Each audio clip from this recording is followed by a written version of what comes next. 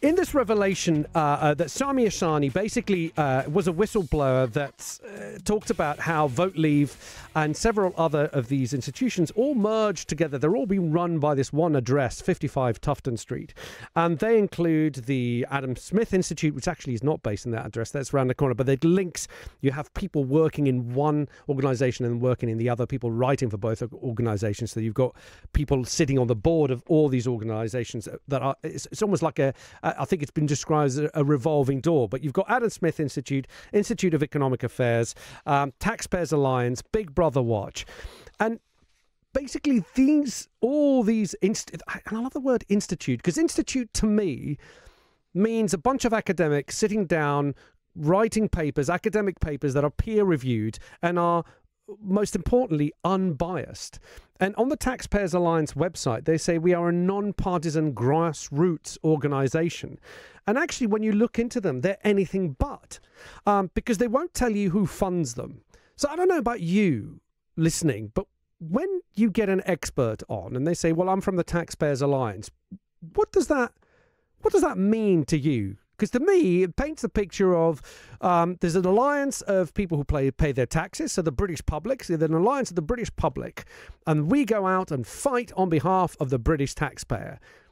But that's not what's happening, because they won't tell you who pays their bills. They're not transparent in how they are funded. And if you don't know who's paid for a study, then you have serious issues of conflict of interest. If someone comes across and says, you know what, like the Adam Smith Institute did, they came out along with the Institute of Economic Affairs, the IEA, they're all linked with the Taxpayers Alliance as well. They all came out against the smoking ban. They all came out against the putting those images on that you see on cigarette packets. Now, they're basing all this on studies. They're saying there's no proof that this is going to reduce smoking. There's no proof that the smoking ban would work, etc., etc. But then if you find out that that research has been paid for by the tobacco industry, who's against any anti-smoking policies, then surely that's null and void. Those people are basically paid for lobbyists. That's the same as we have with Cash for Questions. Now, The Guardian back in 1st of June 2013 reported that the Adam Smith Institute confirmed that 3% of its funding came from tobacco firms, and that was in the tens of thousands of pounds. The Institute for Economic Affairs also admitted that it had taken money from tobacco firms. So I'm flabbergasted that these people are considered think tanks, because think tank to me seems someone who's impartial. And just before I get on to my first guest, if you think, well, so what? There's some people who are being paid, but these people are in the halls of government. The Institute of Economic Affairs has met more times with the department from exiting the EU than the British car industry has. So they're getting to dictate policy more than actual independent business owners in this country. Now, let's get my first guest on, who has been looking into this and making some noise about it. Welcome back to the show, because I've spoken to her before. Molly Scott Cato. She's MEP for South West of England and Gibraltar. Welcome to the show, Molly. Thank you very much. So tell us, all this has been kicked off because of the Taxpayers Alliance conceding that it launched smears against the Brexit whistleblower, Sami Ashani. So this has now come into the fore a little bit more. But these so-called institutes, the Taxpayers Alliance, have been around for quite some time, enjoying quite a lot of media since Brexit and long before. Yeah, well, they are part of a network of organisations who really drove the debate that encouraged people to vote for Brexit. And as you say, Sami Ashani won his tribunal, and the Taxpayers Alliance had to accept that it had sacked him unfairly, and also that it engaged in public vilification to destroy his reputation. And there were 9 organisations altogether that were cited in his case. And, you know, they had to admit liability. And as you say, there's a number of concerns here. I mean, I think correctly, I would agree with the way you've identified them. So firstly, we've got this suggestion that they're somehow campaigns, so they've got a huge load of public support, as if there are thousands and thousands of British taxpayers that are members of the Taxpayers Alliance. Well, that's not so. They're also not independent academic institutions. They are organisations, that are pushing in a very particular direction, often a quite unpopular direction.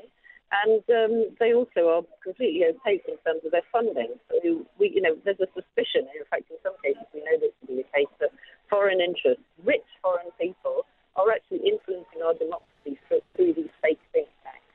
Well, yes, I've been looking. I was looking specifically into the Adam Smith Institute, and they've got so many related entities, and a lot of people have done quite a lot of forensic work. I can't even, I would never describe myself as an investigative journalist, but the little I've been able to find out is that they are affiliated with entities, for example, in the US, who are receiving donations in the millions.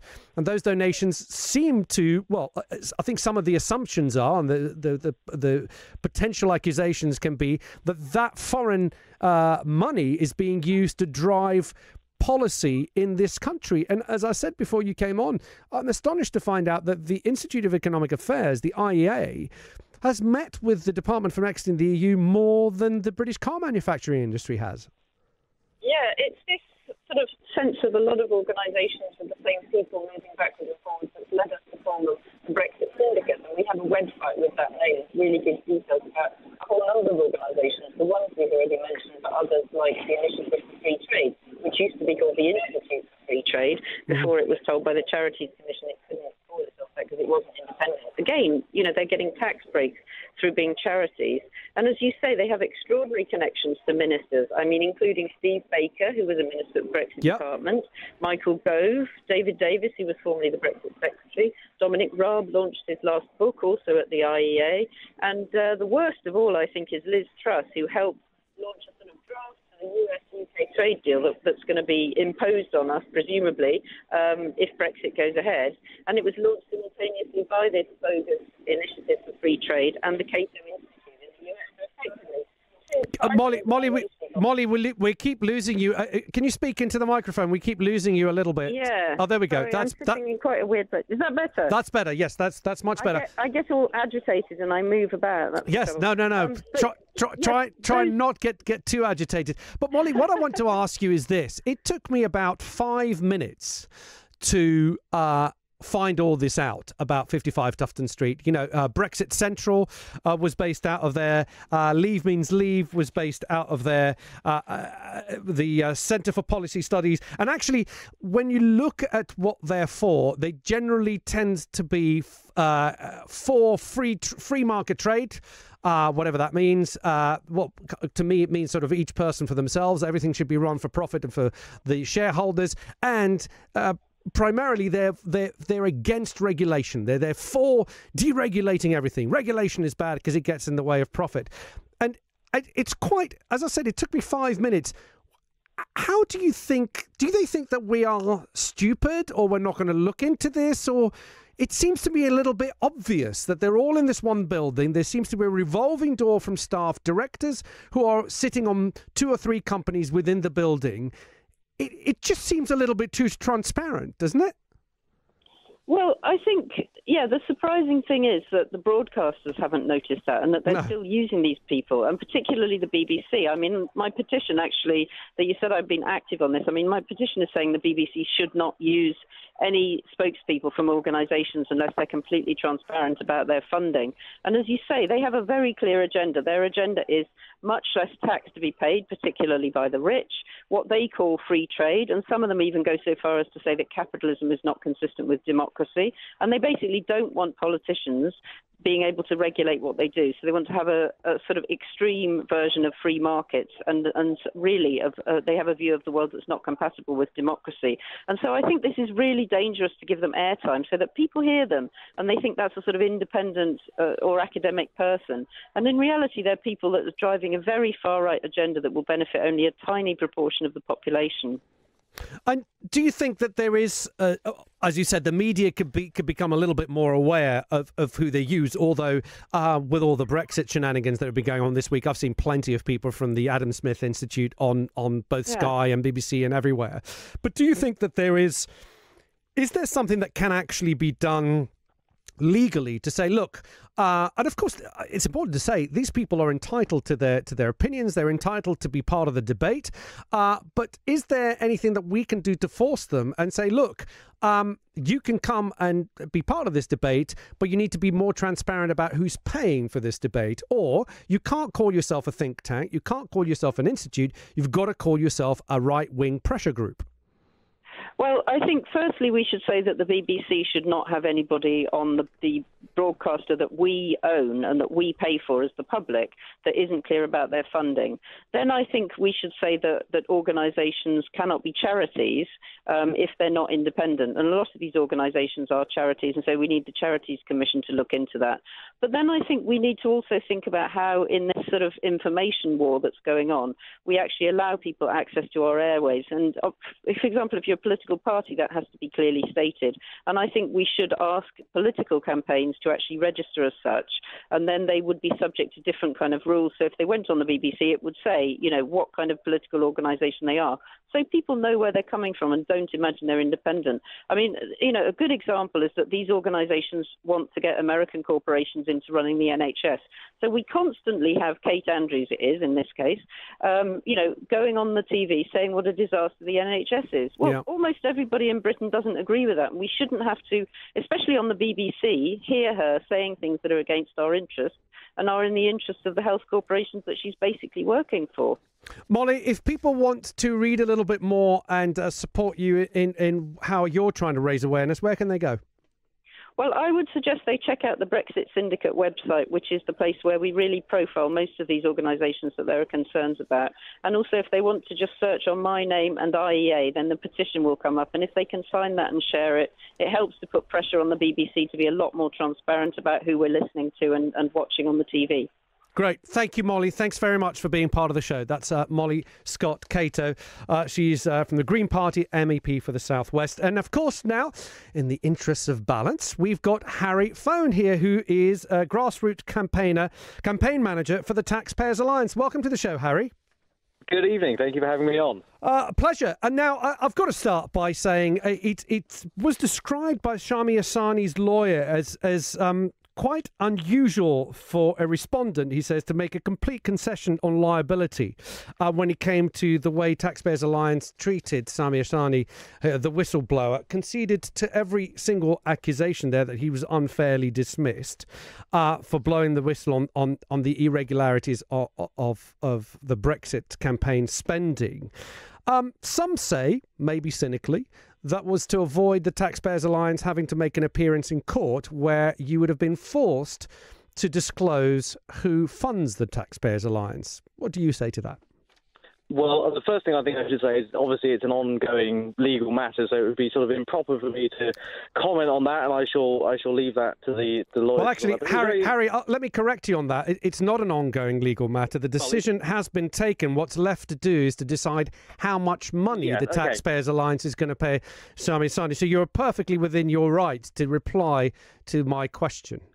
As someone who's not familiar with legalese and whatnot, who's not a lawyer, I will leave that in the hands of the lawyers. But it was very interesting fair enough. To what Molly said there about sort of far right and extreme opinions, and I really don't see what is far right about wanting to promote free markets, trade, and government not interfering in people's lives, and unnecessary regulations and all these things. And it's really quite interesting, these constant sort of who funds you questions. And if people were actually to have a look at the list, it's really quite boring, because it is basically thousands of people. We operate on a budget of less than £1 million a year, which pales in comparison to some organisations. But that's not true, Harry, though. That's not true, because you are affiliated. There's a revolving door, as Sami Asani said. You are affiliated with all the other companies, the IEA, the Ada Smith Institute, the Big Brother Watch. And the thing is that it's now been understood that all these companies sort of operate separately but are connected together. You've got directors of boards that sit in Adam Smith Institute and the IEA, for example. And I understand what you say. Look, I have no problem at all. As I said earlier, I had the Taxpayers Alliance on my consumer show about a year ago. But what I was given to understand when I had you on, because I hadn't done any research, was that you represented the British taxpayer. But if I don't know who funds you, and let's say, for example, the Taxpayers Alliance, from what the research that I've done, you're pro-privatising the NHS. You criticise how the NHS is insufficiently run with taxpayer funds. You're perfectly entitled to make those to make those statements and those studies and go to the press and talk about them. But when we do look, and for example, in the Adam Smith Institute, this is very evident. When you look at the Adam Smith Institute and you find that people who sit on the board of the Adam Smith Institute are part of boards of, for example, companies that are looking into privatising the NHS, then it becomes very difficult, because that's a conflict of interest. If the people who are paying for that study, for you guys to come across and go, look, the NHS is insufficient, the best way to do things is to privatise it. If that research has been paid for by companies looking to buy up the NHS, then we need to know about that. I'm not saying you shouldn't be saying it, but I, as a listener, need to be aware that you are not neutral in this conversation, and you have a vested interest, because your fees are being paid for people who want that message put out there. Well, you're attributing things to the Taxpayers Alliance that simply aren't true. We haven't called for the NHS to be privatised. You're not very complimentary about how the NHS is run. Well, there's certainly ways it can be run more efficiently, and for example, they can bring a lot of automation in to improve things. I mean, when I used to study computer science when I was in sixth form, and the number of times I would hear about government NHS IT projects failing and costing the nation £10 billion. That's exactly the sort of thing we get involved in, and we've never called for the NHS to be privatised. And this sort of ludicrous idea that we are, at the whims of these sort of millionaire paymasters. Look, I am a libertarian. I believe firmly in free minds and free markets and things like that. And I want things to be better for the country. The rich will look after themselves. The rich are fine. What I want is to see, your lower and middle income earners. I want to see them, keeping more money in their pockets, having, cheaper food, cheaper fuel, cheaper. And your answer to that is free market and deregulation. Free markets, absolutely. Free markets have done more for, world economic growth than any other form of economic system. Right, but so your answer to that is free market and deregulation, then. Mm-hmm. Absolutely. But do you see how, if, for example, your funding is revealed to be, just as we had with the IEA and the Adam Smith Institute, that it was revealed that they took money from the tobacco industry and they were very much against the smoking ban? Do you see how that is not okay? You can't put yourselves forward as a grassroots, independent organisation when we don't know who funds you. And actually, the Taxpayers Alliance, if you guys are just libertarians who, hey, we want to protect the little man, it's very, very simple. Tell us who funds you. It's really simple. Very easy. You can't actually do that. There's a little something of EU regulation called GDPR. If we revealed donors' information without their consent, we would be subject to very heavy. Okay, and why do your donors not want to know that they fund you? Hang on. Why do your donors know what? Let me get a word. If you let me get a word in. Go ahead, Harry. If you go on our Twitter, and once you sort of sort through all the abuse we get from people just for saying some quite reasonable things, you'll actually see. They usually get these messages: "Who funds you? Who funds you?" And actually, you get people saying, "Oh no, I give £10, I give £20." But look, as I say, we operate on a budget of less than £1 million. You only need, thousands of people to give a £10 or £20 or whatever here and there, and you've soon achieved that budget. You don't need, big millionaires and all this stuff funding you. And I think it's to sort of.